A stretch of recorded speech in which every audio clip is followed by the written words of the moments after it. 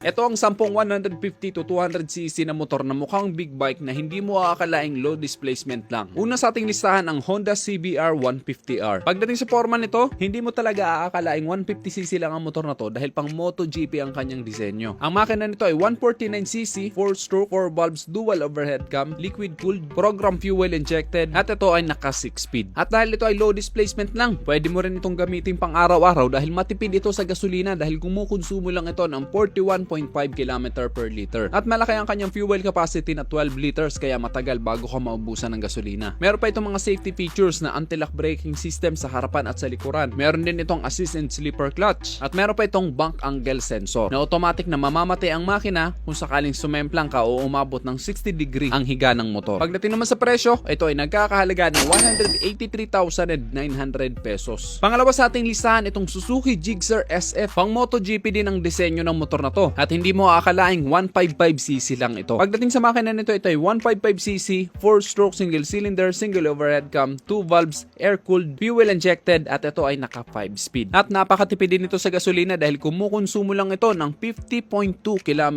per liter. Kaya pwede rin gamiting pang araw-araw ang motor na ito. 12 liters din ang fuel capacity nito kaya matagal bago ka maubusan ng gasolina. Pagdating naman sa presyo, napaka-affordable lang dahil nagkakahalaga lang ito ng 114,900 pesos. Pangatlo sa ating listahan itong Yamaha R15M. Isa din ito sa napakapoging sport bike ng Yamaha na small displacement lang. Ready for racetrack na ito at hindi mo rin naakalaing 155cc lang. Pagdating sa makina nito, ito ay 155cc, liquid cooled, 4-stroke, single overhead cam, 4 valve single cylinder, fuel injected, at meron itong tinatawag na VVA o variable valve actuation, and meron din itong assist and slipper clutch. Design for aerodynamic din ang motor na to kaya stable ito pagdating sa high speed. At meron din itong mga safety features na dual channel ABS, meron traction control system, at side stand engine cut-off switch. At sa forma pa lang nitong Yamaha R15M, talagang poging-pogi ka sa motor na to. Pagdating naman sa fuel consumption, kumukonsumo ito ng 30 to 40 km per liter. At ang fuel capacity naman nito ay 11 liters. Pagdating naman sa presyo, ito ay nagkakahalaga ng 204,000 pesos. Pangapat sa ating listahan itong Hero Hank 160 4V. Isang Indian brand na bago lang dito sa Pilipinas pero pagdating sa forma, napakalakas ng dating at aakalain mo ring isang big bike ang forma ng motor na ito. Ang makina nito ay 163.2cc, single overhead cam, single cylinder, 4 valves, fuel injected, oil cooled, at ito ay naka 5 speed. Meron na rin itong safety features kagaya ng anti-lock braking system pero dito lang sa harapan. At malaki rin ang kanyang fuel capacity, 12 liters. Pagdating naman sa fuel consumption, kumukonsumo lang din ng 45 km per liter. Pagdating naman sa presyo, sobrang affordable lang dahil nagkakahalaga lang ito ng 99,900 pesos. Panglima sa ating listahan itong KTM RC200. Isang Austrian brand pero sister company na rin ito ng Indian manufacturer na Bajaj. At kilala na rin ang brand na KTM pagdating sa mga sports bike dito sa Pilipinas. Pagdating pa lang sa forma ng motor na to, pang racing na talaga ang kanyang disenyo. Pagdating sa makina nito, ito ay 199cc, single cylinder, 4-stroke, liquid cooled, dual overhead cam, at ito ay naka 6-speed. Fuel injected na din ito kaya matipid sa gasolina na kumukonsumo lang din ng 35 to 40 km per liter. At malaki din ang kanyang fuel capacity na 10 liters kaya matagal din bago ka maubusan ng gasolina. At meron din ito mga safety features dahil naka Supermoto dual channel ABS ito. Pagdating naman sa presyo, ito ay nagkakahalaga ng 198,000 pesos. Pang-anim sa ating listahan itong Kawasaki Rouser RS200. Ang Bajaj Rouser RS200 ay Indian brand din at under siya ng Kawasaki dito sa Pilipinas. At pagdating sa forma nito, napakaganda din. Very sporty. Pang racing din ang pormahan nito na hindi mo aakalaing 200cc lang. Pagdating sa makina nito, ito ay 199.5cc, 4-stroke single overhead cam, 4 valve single cylinder, fuel injected, at naka-digital triple spark ignition o DTSI. Naka-dual channel ABS na rin ito kaya safe na safe ka din sa motor na to. At malaki ang kanyang tangke na 12 liters. Pagdating naman sa fuel consumption, kumukonsumo lang din ito ng 30 to 35 km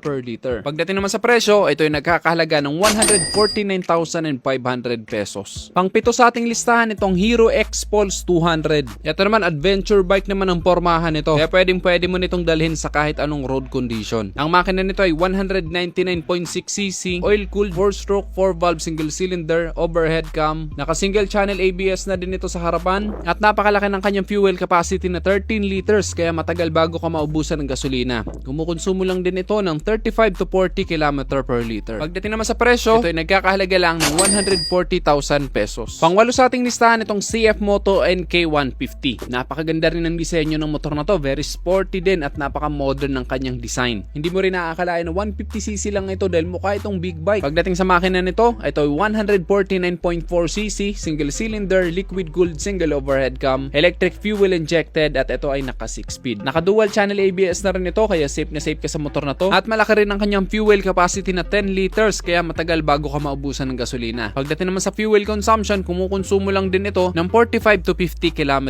per liter. At pagdating naman sa presyo, nagkakahalaga lang ito ng 148,900 pesos. Pangsyam sa ating listahan ang isa sa pinakamurang sport bike na mabibili mo sa Pilipinas, itong Motorstar 200. Madami rin ang bumibili sa motor na to dahil bukod sa affordable, napaka-porma ng kanyang design dahil mala big bike talaga ang kanyang disenyo at nahahawig pa ito sa isang Ducati. Pagdating naman sa makina nito, ito ay 198.8cc, 4-stroke, 2 valves, oil-cooled, single overhead cam, naka 5 speed at ito ay naka-carburetor. Pero wala pa itong mga safety features, wala itong ABS, wala itong traction control system. Pero maganda naman sa motor na to, malaki ang kanyang fuel capacity na 14 liters kaya matagal bago ka maubusan ng gasolina. Pagdating naman sa fuel consumption, kumukonsumo ito ng 28 to 30 km per liter. At pagdating naman sa presyo, sobrang affordable lang dahil nagkakahalaga lang ito ng 83,000 pesos. And last but not the least, ang pinakamura at napakapoging sport bike ng Rusi, ang Rusi Gamma SS200. Hindi mo aakalaing napakamura lang ng motor na to base sa kanyang disenyo na napaka-sporty at napaka-premium din. Madami rin ang tumatangkilik ng motor na to, lalong-lalo na yung mga first timer na gusto magkaroon ng sport bike. Pagdating sa makina nito, ito ay 196.4cc, 4-stroke single cylinder, air-cooled carburetor, Euro 3 compliant at ito ay naka 5 speed. Napakalaki din ng fuel capacity nito, 14 liters kaya matagal bago ka maubusan ng gasolina. Pagdating naman sa fuel consumption, nasa around 25 to 30 km per liter. At pagdating sa presyo, kagaya ng sabi ko kanina, sobrang affordable lang na motor na to. Ito na yata ang pinakamurang 200cc na mabibili mo dito sa Pilipinas dahil nagkakahalaga lang ito ng 64,500 pesos. At yan ang 10 motor na 150cc to 200cc na sport bike na akalain mong big bike ang kanyang disenyo, hindi mo akalaing low displacement lang. Ikaw, ano ang nagustuhan mo sa 10 motor na pinag-usapan natin sa video na ito? I-comment mo naman sa baba ang iyong opinion at kung nagustuhan mo naman ang video nito, just hit like, pakishare na rin at pakifollow na rin ang aking Facebook page.